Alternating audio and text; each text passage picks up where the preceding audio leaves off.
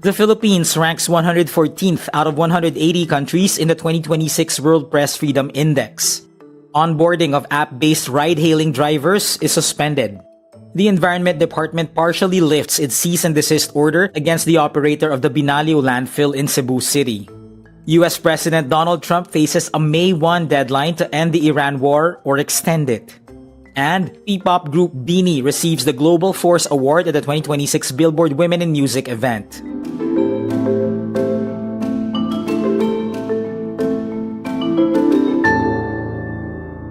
The Philippines ranks 114th out of 180 countries in the 2026 World Press Freedom Index.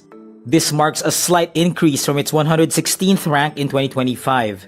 The index by Reporters Without Borders reflects how much freedom journalists, news organizations, and netizens have in their locality. A higher score or ranking closer to 1 indicates a better environment for journalism. The index's page for the Philippines notes, despite its extremely dynamic media landscape, the Philippines is one of the most dangerous countries in the world for journalists. Despite a change in administration from Rodrigo Duterte to President Ferdinand Marcos Jr., red tagging in the country continues. Meantime, a UN study reveals nearly half of women journalists and media workers report self-censorship because of online violence. The study says 45% of this group reported this in 2025, in contrast to 30% in 2020, a 50% increase. This includes violence related to AI deepfakes and attacks online.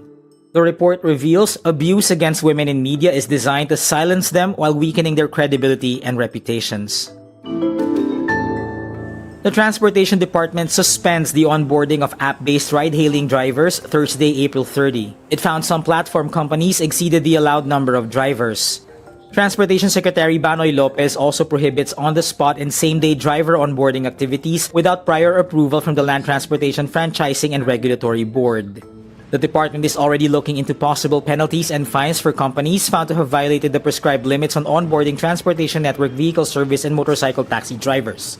Discrepancies between the number of motorcycle taxi drivers on the ground and those reported by ride-hailing firms surfaced during the rollout of the government cash aid last April amid rising fuel costs. The Department of Environment and Natural Resources partially lifts its cease and desist order against landfill operator Prime Integrated Waste Solutions Incorporated. This comes after a fatal landslide at the operator's Binalio Sanitary Landfill in Cebu City, January 28, that killed 36 people and left 18 injured. The ENR issued a halt order January 12. The Environment Management Bureau says the partial lifting was because the company met key remediation and operational commitments.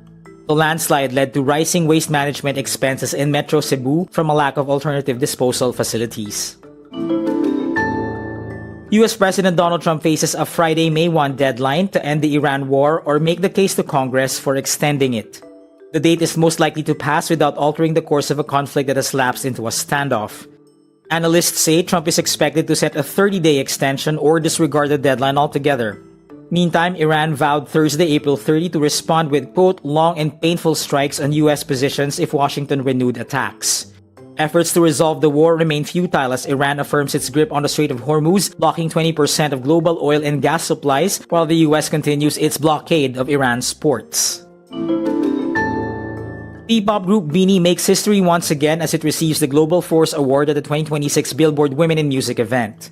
This comes after its performance at the 2026 Coachella Music Festival. The group's lead vocalist, Colette, says they are honored to represent Filipino music and artists. This is not just a milestone for us, but also a responsibility we carry with so much pride. The all-female group's leader, Joanna, says they aspire to be an inspiration to young Filipinas. We hope that we also inspire young girls watching this and they realize that their dreams are also valid no matter where they come from. Other winners of the night include Mexican artist Thalia and the trio EJ, Audrey Nuna, and Rayami, the singers behind the fictional girl group Huntrix from K-pop Demon Hunters. And that's today's wrap. I'm JC Gotinga. Thank you for watching. Click the link below for the full story. For more updates, download the wRap.